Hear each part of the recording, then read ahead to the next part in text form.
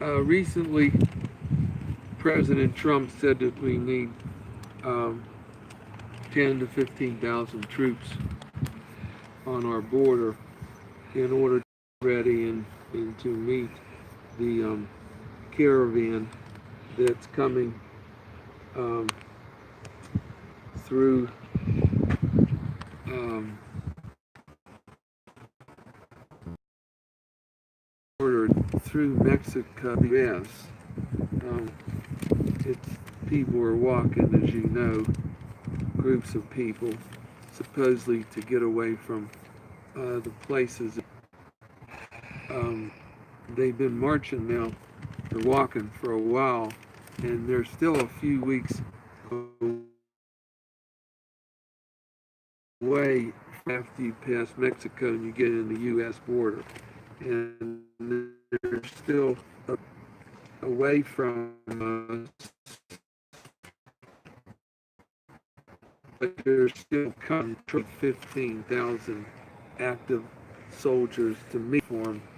Plus, most of them will have their guns with them. Um, the there were 7,000 people in this caravan coming from Central America, but a lot of them have dropped out. Um, and they're saying now there are only about 20% left. There are about 1,400 people, and a lot of them are children, uh, women, their mothers, and people like that. And President Trump saying that there are a lot of criminals mixed in with the group, in the middle of the group, criminals that are coming from these other countries, and he says we can't take these people into the United States because first of all, once they pass the border and get into the United States, we'll never catch them and get them out. So that's what this is coming to right now, and everything seems to be coming to a head because people naturally they can only go so fast if they have children, women, wives, things like that. And Trump has already sent 2,000 National Guard to our border to get ready, and 7,000 additional troops will join them in Arizona, Texas, and California. The total, he says, will be deploying between 10 and 15,000, which those figures included the National Guard of 2,000. And he's saying the cost of the National Guard deployment through September 30th amounted to 103 million.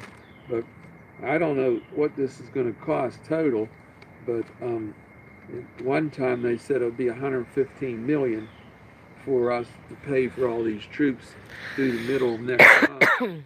But now they're saying it looks more like 200 million of our budget. And our military has been to adjust it around, which is our troops were being extra expensive. Is me.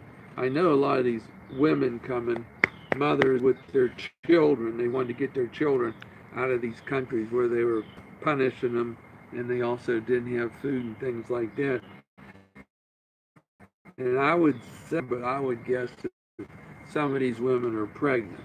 And people or shoot in the air or whatever they're going to do when these groups get here, if the pregnant women, because of that shooting, lose their babies.